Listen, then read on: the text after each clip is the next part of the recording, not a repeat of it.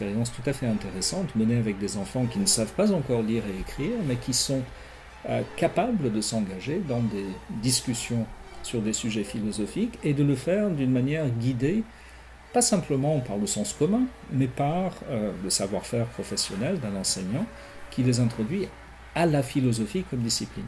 Quoi de plus structurant, disons, de ce point de vue, pour des jeunes enfants et des adolescents, d'avoir des habitus de dialogue à visée, disons, philosophique, pour faire l'expérience, disons, de la diversité, de se confronter à une altérité plurielle, qui est le point de vue finalement des autres. La pratique de la philosophie avec les enfants, ça se développe partout dans le monde. Ça a commencé avec Matthew Lipman aux États-Unis, véritablement dans les années 70, ça s'est développé au Canada, et puis ça s'est développé dans tout le monde anglo-saxon. Il y en a en Australie, en Nouvelle-Zélande, mais aussi en Asie, en Afrique, etc. Et le but de la chaire UNESCO, c'est de coordonner ce réseau international, de fédérer les acteurs, de fédérer les chercheurs, de fédérer les formateurs, et puis aussi de créer du lien entre les enfants. Comment faire prendre conscience à partir des jeunes enfants, comment partir donc de la philosophie pour résoudre un problème d'ordre environnemental. Dans tous nos textes, par exemple les missions de l'école, sont de former des citoyens responsables et des citoyens de la démocratie, des citoyens démocratiques.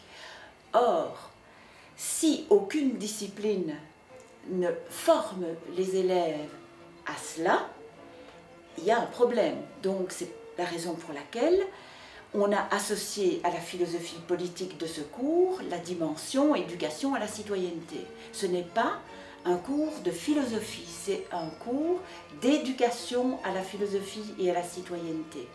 L'éducation ne doit pas uniquement se réduire à la transmission d'un savoir, ça n'exclut pas le savoir, mais l'éducation devrait prioritairement viser la formation de la pensée.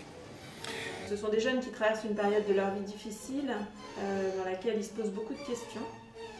Et en fait, le cours de philosophie est un lieu dans lequel on peut recevoir ces questions-là. L'idée fondamentale est de combiner la pratique verbale philosophique avec une pratique philosophique artistique.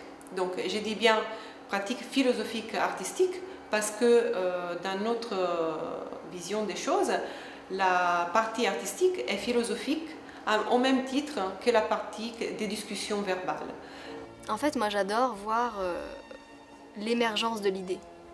Vraiment le moment où on voit l'enfant qui se concentre et là il fait naître une idée en lui, quoi. Et il l'exprime pour la première fois, il s'en rend compte et là il se rend compte que son idée a une valeur, qu'il a produit un fruit intellectuel qui est puissant et qui parfois emporte le groupe ou crée le débat et des choses comme ça.